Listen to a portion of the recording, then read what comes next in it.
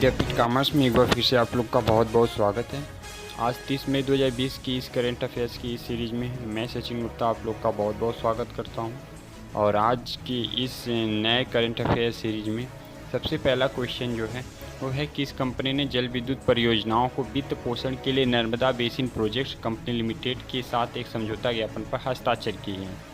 इसका आंसर है पीएफसी यानी कि पावर फाइनेंस कॉरपोरेशन, जो एक सार्वजनिक क्षेत्र के उपक्रम और प्रमुख गैर बैंकिंग वित्त कंपनी है। इन्होंने Narmada basin projects company limited यानी कि NBPCL के साथ एक समझौता ज्ञापन पर हस्ताक्षर किए, जो मध्य प्रदेश की सरकार के स्वामित्व वाली कंपनी है। समझौता ज्ञापन के तहत मध्य प्रदेश राज्य 225 मेगावाट की 22,000 करोड़ रुपए की पनबिजली परियोजनाओं और बहुउद्देशीय परियोजनाओं को वित्त पोषित किया जाएगा। Narmada basin project company limited Madhya Pradesh में 225 मेगावाट की पनबिजली परियोजनाओं और 12 प्रमुख बहुउद्देशीय परियोजनाओं के बिजली घटकों की स्थापना के लिए धन का उपयोग करेगी।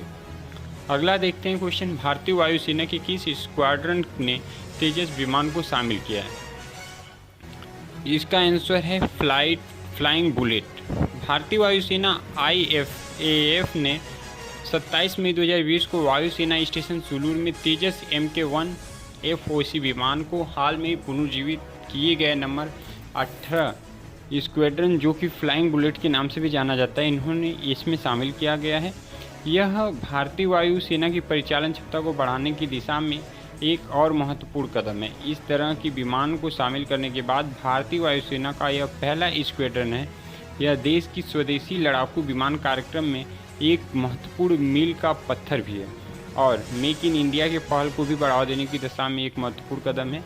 तेजस MK-1 FOC एक एकल इंजन, हल्के वजन, बेहद चुस्त, सभी मौसम में बहुभूमिका निभाने वाला लड़ाकू विमान है। एका बाग नामक पुस्तक के रचयिता का नाम बताइए। इसका आंसर है JK राउलिंग। एका बाग पुस्तक की लेखिका JK राउलिंग है और वह अगले 7 हफ्तों में बच्चों के लिए नए उपन्यास के छोटे अध्यायों में ऑनलाइन जारी करेंगी, जो पाठकों को मुफ्त में उपलब्ध होंगे।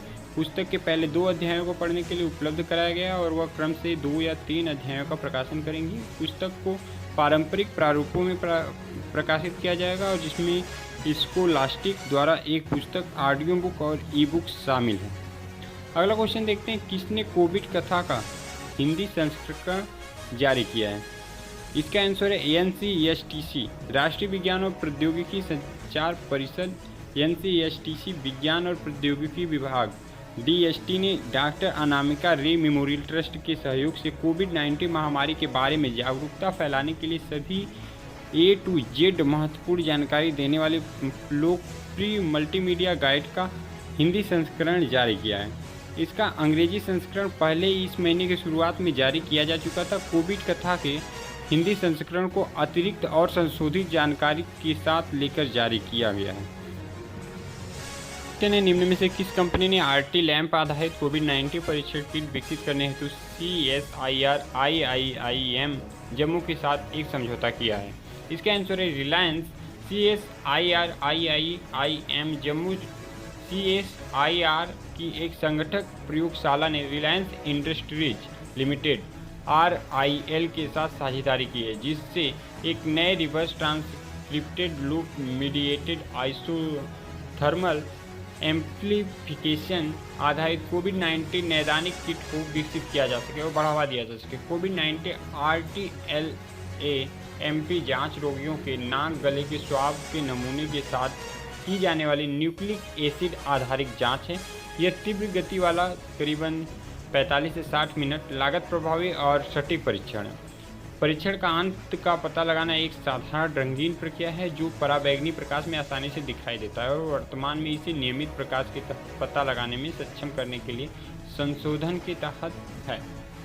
अगला क्वेश्चन देखते हैं, किसने विश्व का प्रथम संपर्क रहित आगंतुक प्रबंधक सॉफ्टवेयर विकसित किया है। तो इसका आंसर है वाम्स ग्लोबल। बम्बई स्थित स्टार्टअप वाम्स ग्लोबल ने विश्व का पहला संपर्क रहित आगंतुक प्रबंधक सॉफ्टवेयर विकसित किया है।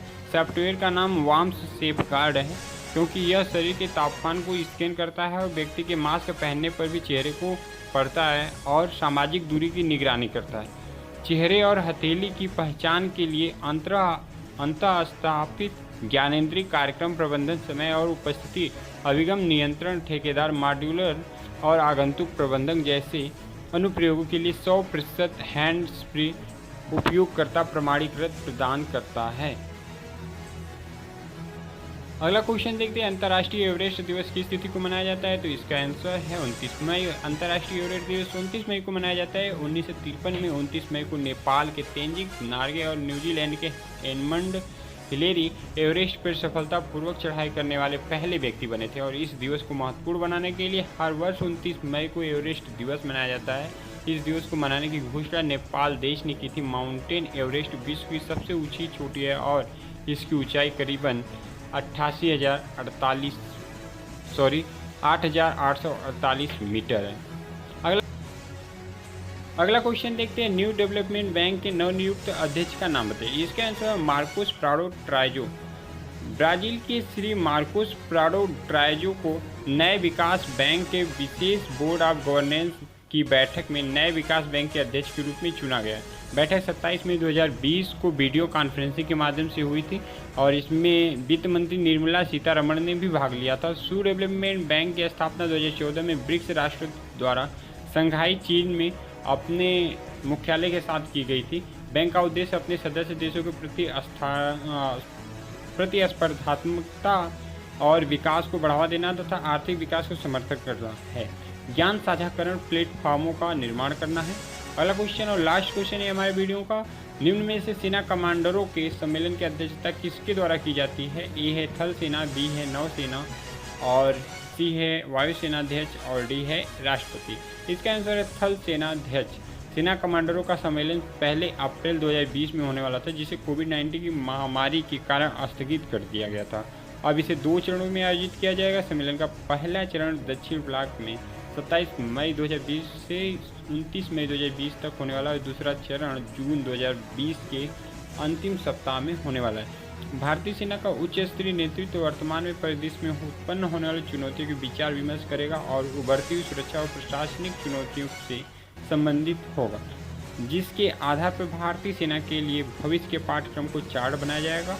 निर्णय वरिष्ठ अधिकारियों के सेना कमांडरों से मिलकर एक कॉलेजिएट प्रणाली द्वारा किया जाएगा ताकि पूर्णता और सावधानीपूर्वक दृढ़ता सुनिश्चित किया जा सके। इसके बाद यदि आपका करंट अफेयर्स 30 मई 2020 के संबंधित कोई भी प्रश्न छूट गया हो तो आप हमें कमेंट के माध्यम से पूछ सकते हैं। और हाँ, वीडियो को लाइक, सब्सक्राइब और शेयर करना ना भूलें। Thank you, take care, good bye, जय हिंद, जय भारत।